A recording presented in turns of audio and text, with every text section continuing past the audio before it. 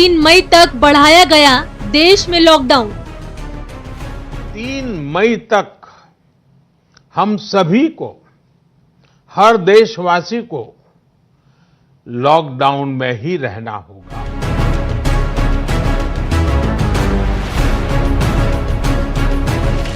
प्रधानमंत्री की देशवासियों से एहतियात बरतने की अपील।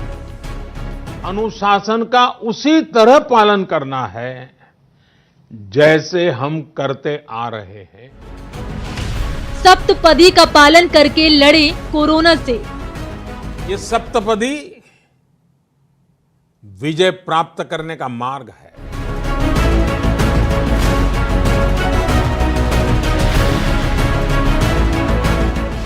भारत की हालत कई विकसित देशों से बेहतर।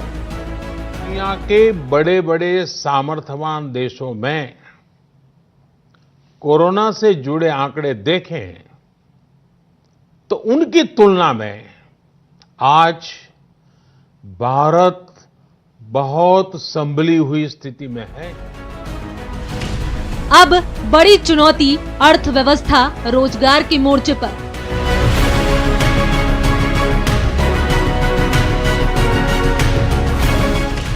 दिहाड़ी मजदूरों, छोटे व्यापारियों की चिंताएं कैसे होंगी दूर?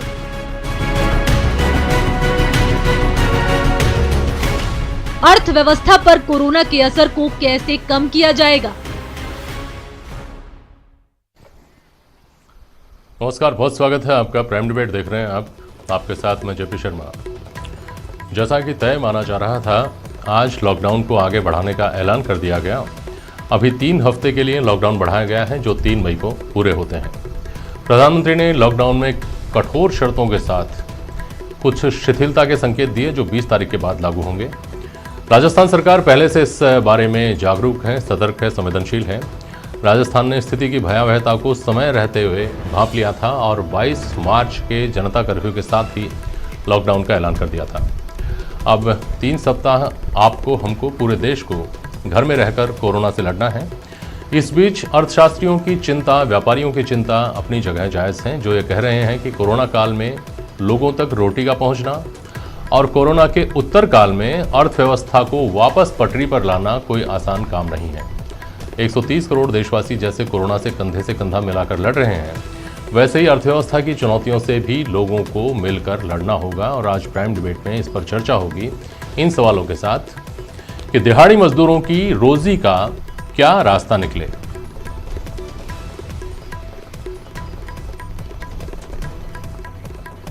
छोटे व्यापारियों की चिंताएं कैसे दूर होंगी?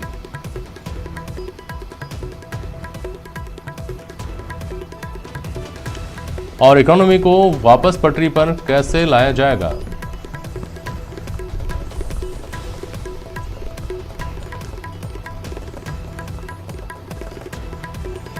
प्राइम डिबेट में आज हमारे साथ स्टूडियो में डॉक्टर वरुण पुरोहित, कांग्रेस विचारक हैं। मुकेश बड़बड़वाल हैं हमारे साथ, आप ट्रांसपोर्टर्स वेलफेयर एसोसिएशन के अध्यक्ष हैं। किशोर टाक साहब हैं, आप दुकानदार संघ के अध्यक्ष हैं, प्रदेश दुकानदार संघ के। और प्रोफेसर राजेश कोठारी अर्थशास्त्री हैं, आप भी हमारे साथ जुड़े हुए हैं। बहुत स्वागत करता हूं मैं आप सभी का। और किशोर जी, सबसे पहले आप ही के पास आ रहा हूं। जो व्यापारी छोटे व्यापारी हैं, जिनमें से बड़ा तबका इस वक्त इस लॉकडाउन के ख़त्म होने का इंतज़ार कर रहा है घर बैठकर और किसी न किसी रूप में सेवाएं अपनी दे रहा है, और दूसरे वो लोग जैसे राशन के जो दुकान वाले हैं, किराने की दुकान वाले हैं, वो जोखिम लेकर भी अपनी दुकान पर हैं। पैसा किसी को प्यारा नहीं है, जान सबको प्यारी है, लेकिन अगर वो काम कर रहे हैं तो ये समझा जाना चाहिए कि वो लोगों की सेवा के लिए ही इस वक्त अपनी दुकान पर बैठे हुए हैं। उनकी चिंताएँ किस तरह की चिंताएँ हैं? आज की तारीख के अंदर जब भी देश पर संकट आया है, उस समय व्यापारियों ने हमेशा कंधे से कंधा मिला के जो भी सरकार हो उसका साथ दिया है। अब इस कोरोना काल के अंदर आप यकीन मानिए कि हमारे जो दवा दुकानदार हैं, जो राशन वाले हैं जी, इनके परिवार वाले इनको बाहर नहीं जाना चाहते। महिलाएं रोज झगड़ा करती है कि अपन को इस तरीके का पैसा नहीं चाहिए, हमें राशन की दुकान, हमें परचून की दुकान हमें नहीं खोलनी। लेकिन हम लोग सारे जने जो हैं, क्योंकि प्रधानमंत्री जी का भी, वो भी देश के लिए सब कुछ कर रहे हैं, लड़ रहे हैं, पूरा देश लड़ रहा है, व्यापारी कभी आज तक पीछे नहीं रहा। तो तो इसलिए हम लोग भी जो भी नियम कायदे हैं उस हिसाब से हमारी दुकानें हम उस हिसाब से खोल रहे हैं और जनता की सेवा कर रहे हैं। सोशल डिस्टेंसिंग भी बना रखी है हम लोगों ने। हाँ जी। और ईमानदारी से भाव भी नहीं बढ़ा रखे, उसी भाव के अंदर परचूनरी वाले हैं, दवा वाले हैं, जनता की सेवा कर रहे हैं। ठीक है, इसके लिए आप सब लोगों को साधुवाद सरकारें भी दे रही हैं, हम भी दे रहे हैं।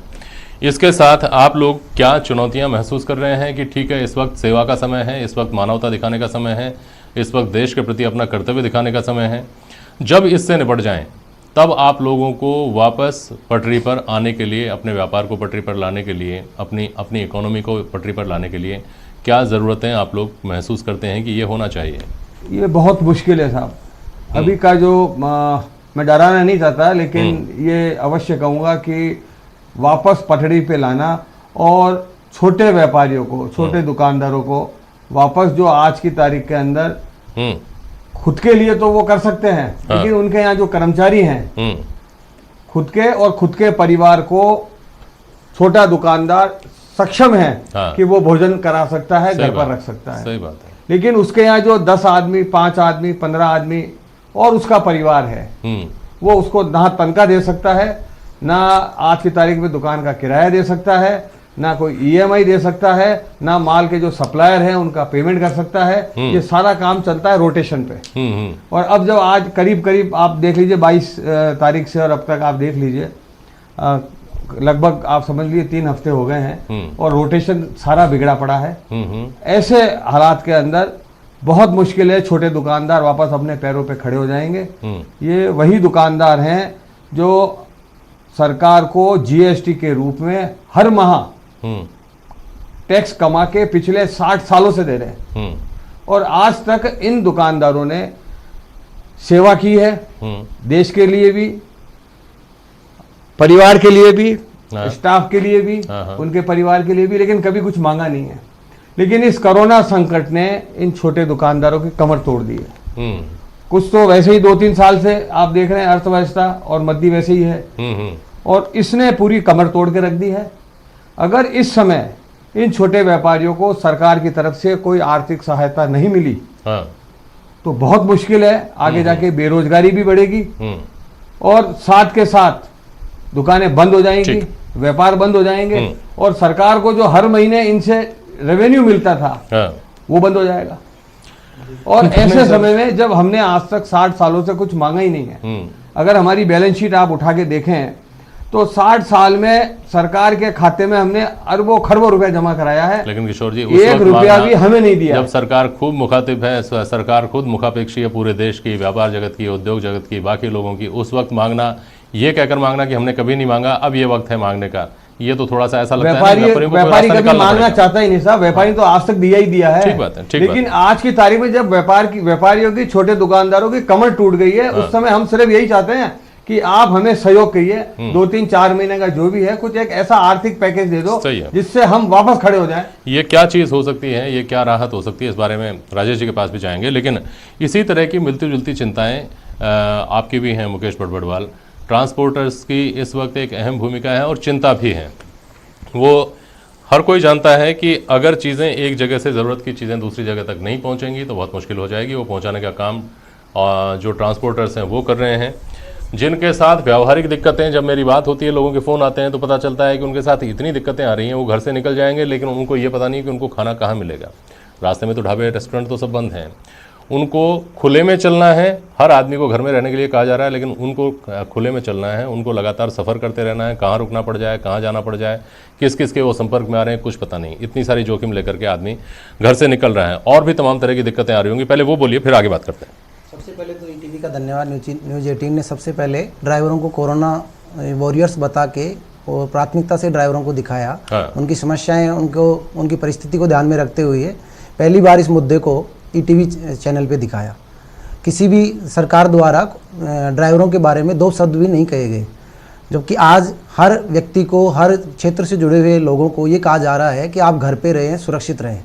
केंद्र सरकार बार बार, राज्य सरकार बार बार ये प्रयास कर रही है और ट्रांसपोर्टर और ट्रक ड्राइवर परिवहन सुचारू रखें। उस दौर में उस समस्या को समझते हुए हम ट्रांसपोर्टर और ड्राइवर इस व्यवस्था के लिए रात दिन लगे हुए हैं। ट्रक ड्राइवर जो कि 24 घंटे, वो ट्रांसपोर्टर जो 24 घंटे काम करता है, हाँ। वो अपनी सुविधाओं, बिना सुविधाओं का ध्यान रखे हुए, सरकारी ना सुविधा मिलते हुए भी अपनी जान की परवाह किए बिना रात दिन लगा हुआ है। समस्या ट्रक ड्राइवरों को ये आ रही है कि सड़क पे उनके खाने पीने की व्यवस्था नहीं है, उनको प्रॉपर नहाने धोने की व्यवस्था नहीं है, और सरकार द्वारा उनको कोई सैनिटाइजेशन की व्यवस्था नहीं की जा रही। जिस तरीके से दूसरे देशों में ट्रांसपोर्ट का व्यवसाय बहुत कम रोका गया है, क्योंकि अगर कोरोना किसी भी स्थिति में जाएगा, किसी भी स्टेज पे जाएगा, तो दुकानें बंद रह सकती हैं, हर चीज़ें, हर इंडस्ट्री बंद रह सकती है, लेकिन परिवहन बंद नहीं होगा, क्योंकि आपके पास डोर टू डोर जो चीज़ें आ रही हैं, खाने पीने की चीज़ें आएंगी, आपके पास दवाइयाँ जो आएंगी, वो केवल एक माध्यम है ट्रांसपोर्ट का, क्योंकि रेलवेज पहले से मतलब हर जगह पे अपने पास ऐसी व्यवस्थाएं नहीं है कि डोर टू डोर व्यवस्थाएं पहुंच पाएँ। ठीक है, सही कह रहे हैं आप।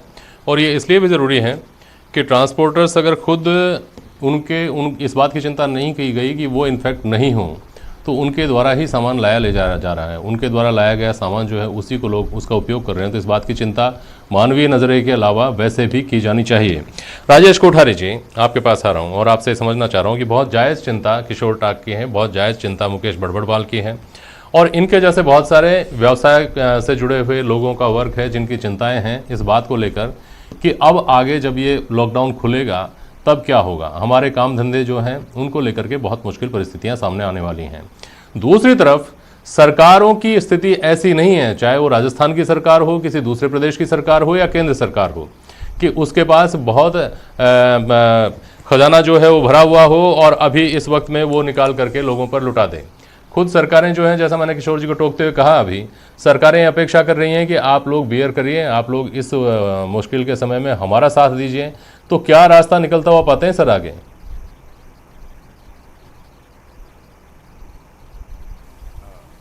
जेपी साहब, सबसे पहले उन सभी कोरोना वॉरियर्स का मेरा हार्दिक अभिवादन, जिस मुश्किल की घड़ी में वो हमारे साथ खड़े हैं।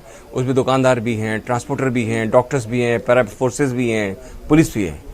सवाल उठता है कि सर ये संकट है, हम सब मानते हैं, और ये संकट हमेशा रहेगा, ऐसा नहीं है सर।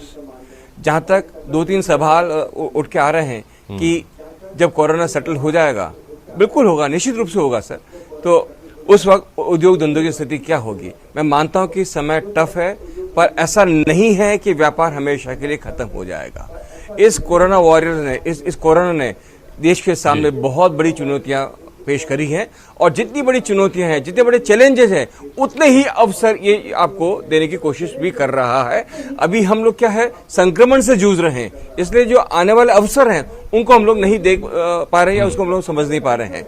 सो मेरा ये मानना है कि सबसे पहले अगर अर्थव्यवस्था को सुचारू रूप से लेकर आना पड़ेगा, तो कुछ समय के लिए हमें फिस्कल मैनेजमेंट को भूलना पड़ेगा, कुछ समय के लिए हमें जीडीपी ग्रोथ को भूलना पड़ेगा, कुछ समय के लिए हमें भूलना पड़ेगा कि बजटीय घाटा, राजकोषीय घाटा कितना हुआ, इनको छोड़ना पड़ेगा, क्योंकि आज भी इस देश को सरकारी धन से ही चलाया जाता है। वो पीएसयू कह लीजिए, सरकार का बजट कह लीजिए, और मैं मानता हूं कि सरकार भी इस बात से वाकिफ है कि अब के बार सरकार को जो आएगा आर्थिक प्रावधान, आर्थिक पैकेज, वो निश्चित रूप से जो मध्यम है, मझोले हैं, छोटे व्यापारी हैं, उन सब को वो सपोर्ट करेगा। दूसरी ओर मानता हूं कि ये छोटे व्यापारी तकलीफ में भी हैं, पर इनकी जो योगदान है आप इनको भूल नहीं सकते, ट्रांसपोर्ट योगदान भूल नहीं सकते। अब सरकार को क्या करना चाहिए सर, कि इनके प्रति जो टैक्स की लायबिलिटी बननी चाहिए उसको 1 शॉट में ही राइट ऑफ कर देनी चाहिए। यू डोंट हैव टू पे any tax for next 3 month 6 month, तो इनका भी भरोसा लौटेगा सरकार के अंदर, और ये सेगमेंट धीरे धीरे वापस खड़ा होगा।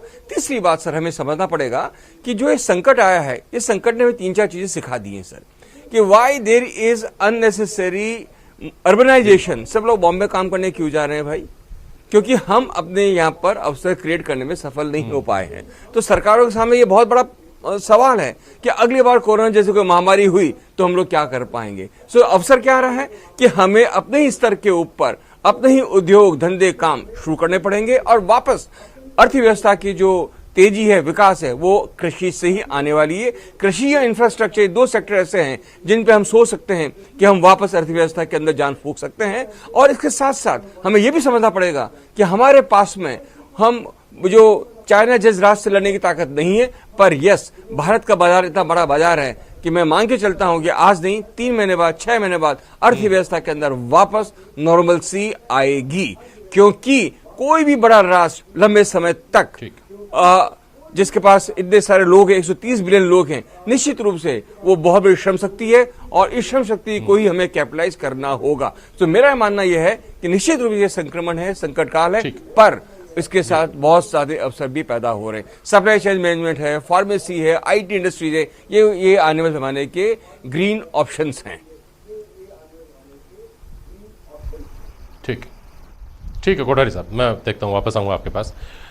वरुण पुरोहित जी, पहले एक बार आपसे समझता हूँ, फिर किशोर जी के पास जाऊँगा कि ये अवसर किस तरह से, जैसे कोठारी साहब ने कहा कि एक अवसर भी लेकर आया है ये कोरोना, और जो रियायतों की उन्होंने बात की वो किस हद तक वापस पटरी पर लाने में सहायक सिद्ध होंगी, उस पर मैं आपके पास आता हूँ किशोर जी। लेकिन पहले वरुण जी आपसे समझना चाह रहा हूँ कि एक वर्ग ऐसा है जो अपनी आवाज़ लेकर किसी स्टूडियो में नहीं जा सकता, जो अपनी आवाज़ लेकर ज्ञापन नहीं लेकर जाता, जिसका कोई एसोसिएशन नहीं है, वो दिहाड़ी मजदूरों का है, वो उन लोगों का है जो रोज़ काम करते हैं, रोज़ कुआं खोदते हैं, रोज़ पानी पीते हैं। उन लोगों को लेकर जो चिंताएं उभर रही हैं वो अभी तक वेलफेयर की वजह से सब दबी हुई हैं। सरकारें काम कर रही हैं, सरकारें उन तक खाना पहुंचा रही है, पीना पहुंचा रही है। लोगों का जो है स्वयंसेवी संगठनों का बहुत बहुत आभार है उस मोर्चे पर कि उन्होंने भी उन लोगों का इंतजाम तमाम तरह से किया हुआ है, लेकिन बहुत लंबे समय तक ये नहीं चल सकता। उन चिंताओं को कैसे एड्रेस किया जाए? जेपी जी, सबसे पहले मैं आपको बताऊं, आपको जो इकोनॉमिक हालत देश की बिगड़ी हुई है वो तो बिगड़नी थी, इतना लॉकडाउन हो गए, इंडस्ट्रियां बंद हो गई, व्यापार, लेकिन इसका रूट कॉज क्या था? 3 साल पहले जो नोटबंदी हुई उससे सारा व्यापार खत्म हो गया, फिर GST लगाई, तो आज हम उसको झेलने में हमको परेशानी आ रही है। इतने स्वाइन फ्लू आए, आपके बर्ड फ्लू आया, एबोला आया, डेंगू, चिकनगुनिया, दुनिया भर की बीमारियां आती रहती हैं, लेकिन भारतीय अर्थव्यवस्था, भारतीय व्यापारी, भारतीय किसान इसको झेल गए। लेकिन इस कारण से इस पर चर्चा अपन नहीं कर रहे हैं, क्योंकि वरुण जी एक बात बता दीजिए मुझे, बीच में सब जरा सा टोक रहा हूँ आपको, चीन ने कौन सी नोटबंदी की थी, अमेरिका ने कौन सी नोटबंदी की थी? अब तो उन्होंने वापस चालू कर ली, उनकी इकोनॉमी में इतना कहाँ फर्क पड़ रहा है? सबसे ज्यादा भारत में ही पड़ रहा है आम आदमी के ऊपर। आज किसान है, व्यापारी है, दिहाड़ी मजदूर है, माइग्रेंट लेबर है, ईरान ने, बाकी तमाम देशों ने नोटबंदी की थी, इसलिए वो इस रोग से नहीं लड़ पा रहे हैं। नहीं, इकोनॉमिक कंडीशन का तो कारण ही नोटबंदी है। आज इतनी स्थिति थोड़ी खराब होती। अब आप देखो, ILO की रिपोर्ट आई है, जून एंड तक 40 करोड़ आदमी बेरोजगारी में चपेट में आ जाएगा, उसको आप कैसे करोगे? और व्यापारियों की चिंता बिल्कुल सही है। आज आप अब ये कह रहे हैं आर्थिक पैकेज, अब सरकारों के पास बचा क्या? राजस्थान सरकार ने 2000 करोड़ का पैकेज बना दिया, 31 लाख जो परिवार है उनको 2500 रुपए घर में पहुंचा दिया, 78 लाख पेंशनधारियों को एडवांस पेमेंट कर दिया। सरकारें लाएंगी कहां से? रेवेन्यू नहीं होगा तो। अब रेवेन्यू का वही तो मैं कह रहा हूं, 3 साल का रेवेन्यू जनरेशन नहीं हो रहा। अब 13,000 करोड़ राजस्थान को सरकार, केंद्र सरकार GST दे नहीं रही, जो बढ़ता है राजस्थान का, वो भी देगी कहां से? वो देगी नहीं, क्योंकि GST आएगा ही नहीं, GST कलेक्शन ही नहीं होगा, व्यापार नहीं चलेगा। तो ये, लेकिन हम इस पर डिपेंडेंट नहीं रह सकते कि सरकारें देंगी। सरकारों के पास तो खजाना खाली होता जा रहा है, कब तक दिए जाएंगे? अब आपने चिंता जो बताई, जो व्यापारियों की चिंता है, इनके लिए तो टैक्स फ्री ईयर जब तक करना है, कोई नहीं है कि भाई हम ये सहायता कर देंगे, 3 महीने स्थगित कर दो टैक्स को, ऐसा नहीं। बिल्कुल 2 साल के लिए इनको, जैसे आपने MP लैड खत्म कर दिया, आप 2 साल के लिए टैक्सेस खत्म कर दीजिए कि कोई टैक्सेस नहीं देने व्यापारी को, जब भी तो व्यापारी वर्ग उठ पाएगा। मध्यम व्यापारी तो वैसे GST नोटबंदी से खत्म हो गया था, अब उसको आपको उठाना है तो बिल्कुल टैक्स फ्री करना पड़ेगा। लेकिन उसके लिए फिर आपको ये देखना पड़ेगा सरकारों के पास रेवेन्यू कहां से आएगी। तो बड़ी बड़ी जो हैवी इंडस्ट्रीज है, जो बंद हो गई है, 3 साल में भी हो गई, लॉकडाउन से भी हो गई, उनको वापस आपको चालू करना पड़ेगा।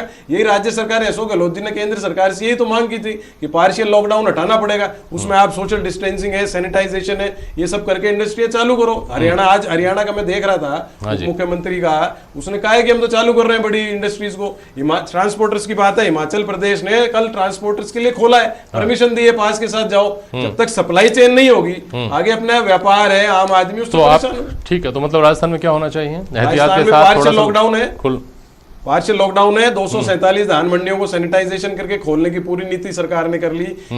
किसान विकास केंद्र है, GSS से वो किसान अपना धान बेच सकता है भी, जो कि मेरे ख्याल से 42,000 का कितना वो तो टन। तो हमारे यहाँ हालात बेहतर होंगे, हमारे यहाँ बिल्कुल बेहतर होंगे। ठीक बात है, चलिए ठीक है। मुकेश पटवाल, आप कुछ कहना चाह रहे हैं अपने संस्थान के लिए, अपने लोगों के लिए कुछ अगर आप बोलना चाह रहे हैं, बोलिए। जो राज्य सरकारों की और सभी की दिहाड़ी मजदूरों और व्यापारियों की जो समस्या है, उनके लिए ट्रांसपोर्ट एक मदद कर सकते हैं कि जो सीमेंट और फैक्ट्रियां जो इंडस्ट्री बंद है, उनको अनाज मंडियों की तर्ज पे खोला जाना चाहिए।